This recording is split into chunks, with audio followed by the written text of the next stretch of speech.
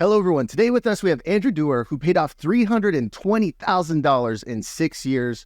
Andrew, how are you doing today? I'm doing great, Deacon. Thank you so much for having me on. I'm pumped for this. Yeah, I'm pumped for it as well. So what was that $320,000? What did it consist of? So that basically consisted of a nice, shiny new mortgage on our, at the time, brandly new built house. And it was, we built the dream home, very excited about it. I would say like moving day, got into the house, lay in bed the first night and thought, oh my gosh, we have a lot of debt now. And it just kind of kept me up at night for, I'd like to say days, but it's really more like weeks and months. So yeah, it was not I was happy to be there and be in the place, but yeah, that's all it was a solid mortgage. Some people think like mathematically you should never pay off your mortgage, but what you just shared with me was you had a lot of angst and anxiety around having a mortgage. So was that the main reason, was like, hey, how can I get rid of that and have some more peace? What was the drive behind paying it off? First of all, I'm in Canada and mortgage interest is not deductible like it is for you guys in the States. So there's no benefit of having it. So what I was thinking at the time was like, okay, so this is the highest mortgage we could get, I think was 25 years. So I did the numbers on how much I was actually going to pay in interest. And at the time, like interest rates weren't what they were now, but I was really worried about that. And it was going to cost me double in interest. So $320,000 mortgage was actually going to cost me another $320,000 in interest. $320,000 in interest. And it just kind of baffled me. So then when you start kind of looking at what you're making and how much you got to work, and it's like, okay, the more I can do now, the better I will be. But yeah, mathematically, it was a dumb choice, like at the time, but emotionally, it made perfect sense to me. And that was a really hard thing because, we're in the personal finance community and it's like, no, it makes more sense to put it in all the different investments and watch it grow. And if I put it in Bitcoin at that point, I would be, I would own a whole continent and like all that stuff. But it's an emotional decision. And when you can't sleep, the numbers don't matter. Numbers are just numbers. They aren't the emotions attached behind them. And that was the kind of the crux of making the decision. So, but $320,000 is a lot of money. How did you pay that off? How did you decide that you were going to tackle that?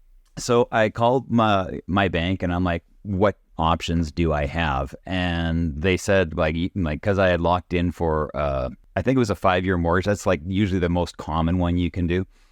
It was like, well, you have match a payment. So match a payment is basically if you can come up with the money every 2 weeks, which is what I was paying to accelerate the mortgage payment.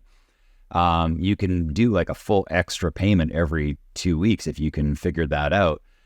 And we were making decent income at the time. We didn't like max out our mortgage. In fact, when we were building the house, the person who was the bank guy was a friend of my ex-wife's who said like, I can approve you for a lot more than this, but I'll be honest, I don't know how you eat. And it was a really nice thing because at that point we're like, well, going more and more. So anyway, there was match a payment. There was like, if you could do 15% down on the original principal amount every year, that was it. You can also increase your mortgage payment by 15%. So I created this massive spreadsheet, as we do, and I like just kept hacking it. And I was keeping track of like, okay, if I put this down now, this makes me save this much by the end of 25 years. And that was kind of the thing that really always kept my mind going. And it's like saving $1 today really was $1 in the future. And suddenly like everything in my head that I was spending money on wasn't costing me $1. Like you go to Starbucks for a $6 coffee, suddenly that's a $12 coffee. And in my head, it kind of made mathematical sense, and that helped with the emotional decisions to do a lot of this stuff. So yeah, that's a great distinction, like the opportunity cost, right? Exactly. Hey, if I use the $6 for Starbucks, like I could have had that would have been $12 in the future. Or if I pay down this much on my mortgage, that's this much less in interest that I'm going to pay in the future, right? Yeah, exactly. So if you want to think about it, your mortgage, let's just for interest rate sakes, if you have a $320,000 mortgage, you're paying another $320,000 in interest. So that's $640,000 right there. So you're going to be paying that. So every dollar that you don't have to take out of that bucket and put it into the banks, that's a lot of extra money. And we did a lot of hacks. We cut out everything. At that point, my son had just been born, and my daughter was 2 years old at that point. So there was a lot of things that we had to forego, but it made sense at that point in our lives because we love traveling. Didn't want to do that with little kids because I just got off a plane from Phoenix yesterday and there was a whole bunch of screaming kids on it. And I felt nothing but compassion for those parents and nothing but very, very happy inside about not having done those little trips on the plane. So, you gave up on those things then so that I could do more later. And that was really a delayed gratification part of going like, hey, I'm going to sacrifice today so I can have more tomorrow.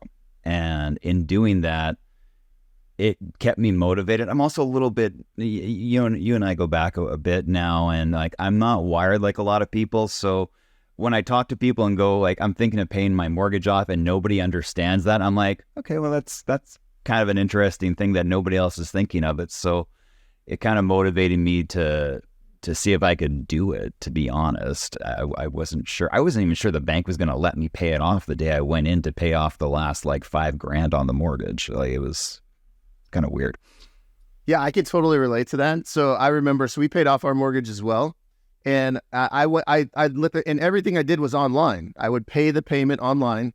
And so I was like, I'm going to go into the bank and I'm going to make my last payment on my mortgage. And I'm thinking like, they're going to be like, wow, congrats. Like, it was literally just a regular day for them, like transaction. All right, have a good day. And I'm like, I just paid off my mortgage. You're not excited for me? I mean, what was your experience like?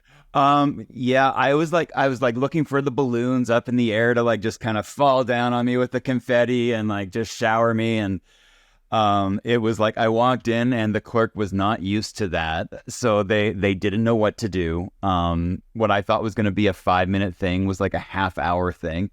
And back when I did this, they had just got rid of the penny in Canada, and she was so stressed, like, because it was like $4,000 or $5,000 and like change, but there was like 17 cents, and she was so worried how she was going to get me those 3 pennies, and I just remember thinking like, what a surreal moment for me, and wow, this is really dumb at the same time. like here's the rest of the money. Well, we don't have the 3 cents for you. I'm really not worried about that. I just like, I just remember walking out doing like the Rocky victory kind of thing and realizing the whole world was still completely irrelevant to my new debt freedom. So, but yeah, it was a little bit of a letdown. I'll be honest, from an acknowledgement point at the bank, but at the same time, they're losing out at that moment. But yeah, good for you too for paying off your mortgage. It's a big thing. It really is. I don't think it's appreciated as much because of the mathematical side of things, right? And I think people really, it's not a mathematical decision for most people. It is an emotional, psychological decision that's like, hey, for me, both of my parents had their houses foreclosed on growing up. I'm like, I don't ever want that to happen to my kids, right? And so you're like, there's nothing about math in that. So I think what you did to say what was best for you, your family, and that time of season of your life, that's amazing. But we kind of fast forwarded a little bit. So I'd love to dive into maybe some of the hacking that you did. You said one of the things you did was you didn't travel, which that can be a huge expense, especially visiting family and that kind of thing. What other things did you do to kind of expedite paying the debt down? I've actually got a post of like 28 things we did to become mortgage free. So like we canceled cable. The way I looked at it was, it's not going to be the big things. Like if we got a bonus or like a little bit of a windfall, that went on the mortgage too. But again, to me, it was every 2 weeks trying to find ways to cut our budget down so that we could get to that. So, like there's a bunch of things. Like we stopped renting, renting movies, buying books, all that stuff. We use the library for those things. That's a really easy one. And that maybe saved us $20 a week. It's not a huge amount. But honestly, that was like one of the hardest ones for me because I loved going to the movies. Like that was like my Friday outing was like movie days. So what else was there? I drove a 2004 red van that my parents gave me for a decade, basically, from that point until I could actually save up money because I didn't want to go back into debt after that. So we both had Toyotas, which are pretty durable, reliable cars.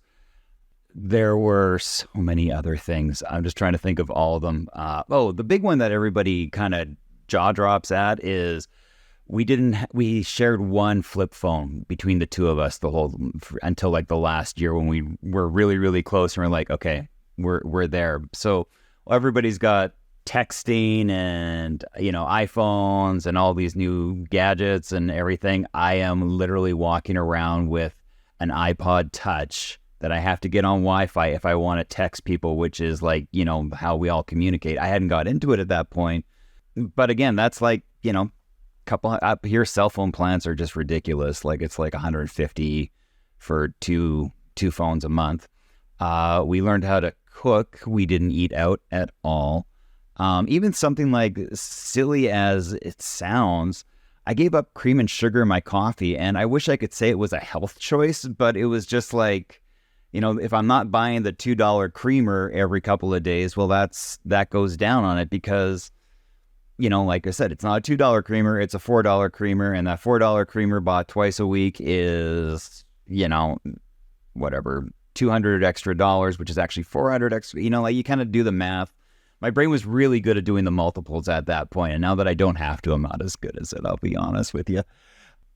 Yeah, so the traveling, the cell phones, the cars, there was just, if I could look at it, I guess the best way to sum it up was, if I can look at an expense and think, do I need this as much as I want to save the money?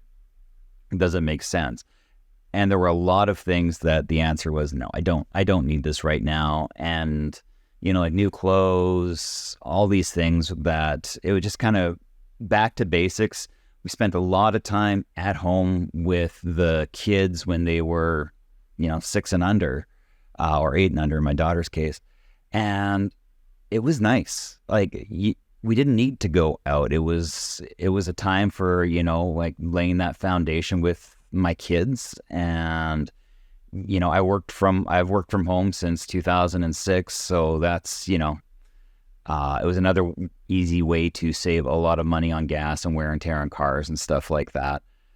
But all those things factored into it, and being able to kind of be a homebody was kind of nice at that point. I didn't drink. I don't drink now either, but like these little things that are, do I really need it? No, not really, and the mortgage freedom was always the bigger carrot than all these little ones that were kind of there that I was used to. It was kind of fun to see what we were capable of. Once you do that, you realize like you can really do a lot of things if you put your mind to it. Absolutely. I mean, and I think that's one of the big takeaways for me is, you signed up for a 25-year loan with the bank, right? And you're like, well, could I pay that off faster? And then you proceeded to figure out what are my options. And then you're like, okay, this option works for me. Well, how do I make this option work? Well, let me try all these different things like cutting back on cream, having one cell phone. Like I might say, it might sound crazy now. I'm not crazy. It still does. It really does. But like electricity, like I bought one of those things that monitors the flow that goes through your outlets and stuff like that. So I'm like, okay, this thing is costing us this much every month. So we'll shut off the computers. It's not a lot, but it counts. Heating, we had just bought a geothermal system. So when everybody was paying like $700 to heat and power their houses, we were paying like $160. And again, like it's those little choices that you make as you go through, and they add up. I've always been a fan of incremental saving and stuff like that, but these were the ones that really added up. Yeah, and I think that's where a lot of people, I think life is just busy sometimes, right? Where it's like you're like, I'm just working, I've got kids, and instead of like slowing down and say, well, no, what's important to me? Like, well, what's important to me is being debt free, in this case, right? And saying, okay, well, in order to be debt free, what do I need to do? So then it makes those sacrifices worth it, right? Versus a lot of times we're just living our day to day, not thinking about the consequences of our spending. And when we do that, over time, like you said, it just compounds in the opposite direction of like, oh, I had money, but it's gone. And now I don't have enough to pay my mortgage off fast, right? So really, you're watching every dollar, you're understanding where it's going. I love that. Like even the electricity monitoring is amazing. I just think it is because I think we're just not cognizant. I don't know where my electricity is going, half the time. No, me neither. It's when you get granular about your life in a financial sense, and you're looking at all these things and you're like, okay, what you make as far as income coming in. And probably like if you're in money minded like you and I are, you probably have an idea of where things are going out. But if you look back on it in a year, so like, you go eat out, let's just say $100 a week, which is, I don't know if that's big or small for some people, but let's just use a round number. So that's $5,000-ish that you're spending every year on food. That's a lot of money for you, and you're paying for the convenience of it. So maybe there's something else you can do to hack that. Maybe, you cook in bulk on the weekend, and in doing that, things get better. And maybe you hate the food that you make, so you go get one of those like famous recipes like we did, and I learned how to make like the famous cookies that you smell in the mall and Cinnabons and all these other things, so you feel like you're not missing out, because that's really the part that happens is like you feel it's a sacrifice, and it's not. It's a step towards your freedom, and as soon as you see it differently, you can start doing it a lot easier than the average person is, which is like just kind of going day to day, and your head's kind of in the cloud, and you're not paying attention to, the $6 coffee you buy in the morning, and then the lunch that you go buy at work, and all these little things, because it's easy. But then you get to a point where you're like, where did all my money go? And it's because you spent it on easy, whereas a little bit of thought in the beginning could have changed things. And that's absolutely big deal. And that's a really good transition point. So if you were to advise someone came to you and said, Andrew, I want to pay off my mortgage, like what kind of tips would you give them to get started on creating a plan for paying off their mortgage early? So I've got a program called the Mortgage Free Master Plan. I'm happy to give it to your listeners. We'll set that up. We'll give them a password or a code for it. The first thing I would do is I wouldn't talk about money, because those are just tactics. One of the things I do now is I do coaching, and I help people with their money problems, because that's what is happening with most of us in the world. Like we think we have money problems. We don't. We have why problems. Why am I not saving money? Why am I doing this? So if someone comes to me and says, okay, I want to pay off my house like you did, my first question is going to be why? And they're going to give me a reason that is not the real reason. They'll be like, well, I just don't want to have to pay my debt anymore, which is valid, Okay, but why do you want, everybody else, has a mortgage. They seem okay with it. What is your real why? And typically what'll happen is exactly what you said, Deacon, is I want to feel safe. And then we can kind of look at it and go, okay, so this is a safety thing. That's great. And if you want to feel safe with it, because not having a mortgage means your house doesn't get foreclosed on, you can weather the ups and downs of the economy or whatever's happening a lot easier. You have that extra cash flow every month. Suddenly now we can work with it. You have your why. The how is easy. You don't have to go without cream in your coffee if you really don't want to.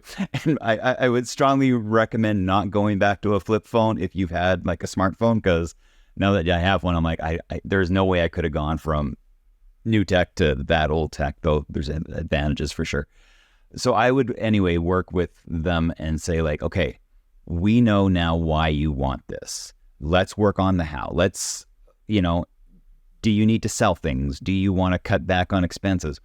How fast do you want to do this? Because it doesn't need to be 6 years. You don't need to be crazy like I was. I was just like I knew why I was doing it, and that motivated me. That kept me going.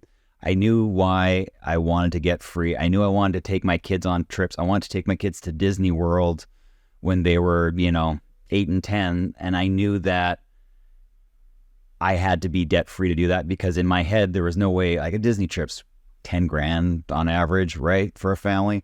I don't know. It's probably even more now, but that's a 20 grand trip suddenly to me, right? Because I have the mortgage that I have, that the money could have gone on, and I knew I wasn't going to enjoy my life. So my why was safety. My why was enjoying life. My why was being able to be financially free faster by knocking down that debt. So the why is the place that we need to start. And then the tactics fall into place, because everybody's tactics are going to be different, but that's where I would start.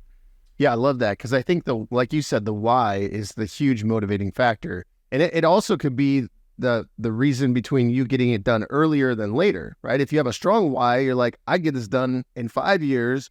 If you have maybe not so strong why, you're like, hey, it's important to me, but I also want cream in my coffee, so it's going to take me 7 years, whatever it might be. So I did not think cream in the coffee was going to be the butt of so many jokes, but I'm really happy it is. You're right. It's funny because I'm drinking coffee and I have my cream in it, and I'm like, man, I don't know if I could sacrifice that. But no, but on a serious note, if people really resonated with your story, Andrew, and they want to kind of connect with you, where's the best place for them to do that? We have my business partner, Kat, and I, we have 5yearyou.com, and that's where we have, it's a personal growth company. And what I've realized is that we really do I do different types of healing, but a lot of it is like getting to that core reasons of why things aren't happening for you. So when it comes to money and stuff like that, there's a lot of emotions on it. We all have them. And that's kind of where everything starts. So once we work on belief work, a lot of other stuff gets easier. And if you've been somebody and maybe you can relate to this, I know I could. I tried all the mindset stuff where it's like, okay, I'm not going to do this, or like, money's coming to me. But a lot of us have like these dual beliefs, right? I know this is a little bit more psychology than everything, but it's like we want money, but we also have this, it's unsafe to have money because somebody might take advantage of me, or we have like this like really old belief that's in the background that we're not. It's like this tape that's playing. I don't know why I use tape. It's weird that we use that term still, like 30 years later. But when we have that tape playing in the background that's like, I'm not worthy of money, I'm not worthy of this, I'm not something, we can get rid of that. And then suddenly the other stuff, the stuff that you want, starts coming in a lot more quickly than it used to, because you're not pulling yourself in two directions. You're not pulling yourself in I have my why, but I also need to be accepted by all my friends who aren't doing this, because that's going to win out. It just is going to most of the time. So we kind of get to the belief stuff, and then the tactics are a lot simpler at that point. It's kind of like you release the brakes and you can move forward in the direction you truly want to move forward in. So yeah. That's awesome, man. Well, congrats on this venture. Thank you. And Andrew, thank you so much for being on the show today. Thank you so much for having me on.